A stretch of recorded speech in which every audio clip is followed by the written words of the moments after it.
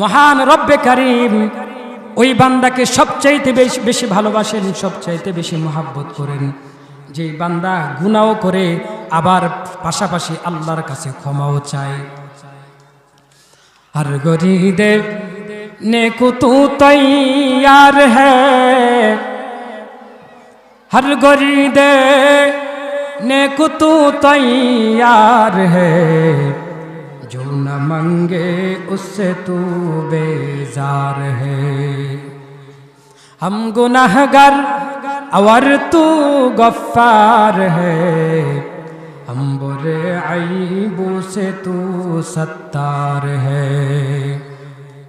ओ मुसलमान ईमानदार, আল্লাহ রাব্বুল আলামিন ওই বান্দাকে সবচেয়ে বেশি ভালোবাসেন যে বান্দা আল্লাহর কাছে বেশি করে চায়।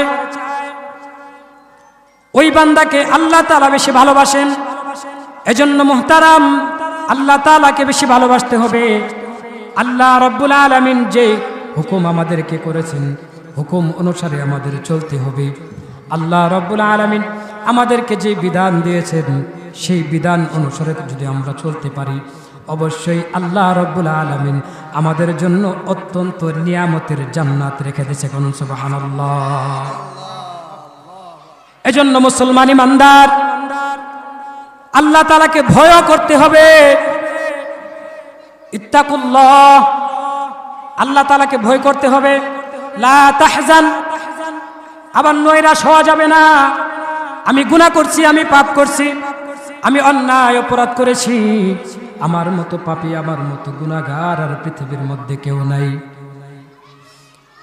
এই কথা ভেবে যদি তুমি ইবাদত বন্দেগী আর নাই করো, যদি ইবাদত বন্দেগী একেবারে ছেড়ে দাও, আমার মতো গুনাহগার আর দুনিয়ার মধ্যে কেউ নাই, জান্নাতে যাইতে পারবো না, নাউজুবিল্লাহ, এ কথা বলে যদি তুমি ইবাদত বন্দেগী ছেড়ে দাও, মুসলমান মনে রাখবা আল্লাহ তাআলা তো আরেক কথাও বলছেন, লা তাহজান ইন্নাল্লাহা মা'ানা। আল্লাহ আবার বলে দিয়েছেন, তুমি গুনাহ করছো, অপরাধ করছো, অন্যায় করছো, সমস্যা নাই, আমার দিকে ফিরে আসো, আমার দিকে ফিরে আসো, তওবা করো, ইস্তেগফার করো, অনুতপ্ত হও। যে গুনাহটা তুমি করেছো ওই গুনাহ আর কোনো সময় করবা না। আল্লাহ রাব্বুল আলামিনের কাছে এই ওয়াদাবদ্ধ হও, ভবিষ্যতে আর কোনোদিন গুনাহ করব না। এই ওয়াদাবদ্ধর পরে বেশি বেশি নেক আমল করব, আল্লাহ তাআলার বিধান আর ছাড়ব না। এই ব্যাপারে আল্লাহ তাআলাকে অঙ্গীকারবদ্ধ হও যে আল্লাহ, যে গুনাহ আমি জীবনে করেছি এই গুনাহগুলো তুমি ক্ষমা করে দাও, ভবিষ্যতে আর গুনাহ করব না। যেই গুনাহ আমার চলতেছে ওই গুনাহটা থেকে ফারাগ হতে হবে, ওই গুনাহটা ছেড়ে দিতে হবে। ওই গুনাহটা ছেড়ে দিয়ে আল্লাহর কাছে তওবা করবে। বান্দা যদি আল্লাহর কাছে তওবার মতো তওবা করতে পারে, আল্লাহর কসম করে বলি, আল্লাহর কসম করে বলি, অবশ্যই অবশ্যই আল্লাহ রাব্বুল আলামিন ওই বান্দাকে জান্নাতে দেবে। কোন সুবহানাল্লাহ। এজন্য মুসলমান ইমানদার, আল্লাহ রাব্বুল আলামিন আমাদেরকে যে পথে চলার জন্য আল্লাহ তাআলা বলেছেন ওই পথ অনুসরণ করে আমাদের চলতে হবে। যদি ওই পথ অনুসরণ করে আমরা চলতে পারি, আল্লাহর নবী পয়গম্বরে আরবি রাহমাতুল লিল আলামিন বলেন, মান ক্বালা লা ইলাহা ইল্লাল্লাহ দাখালাল জান্নাহ।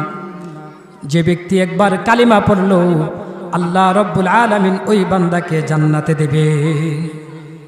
এখন যদি আমরা বসে থাকি, আমি তো কালিমা পড়ছি, আমি মুসলমান, আমি ঈমান আনছি, আমি তো জান্নাতে যাব, এই আশা নিয়ে বসে থাকলে কাজ হবে না।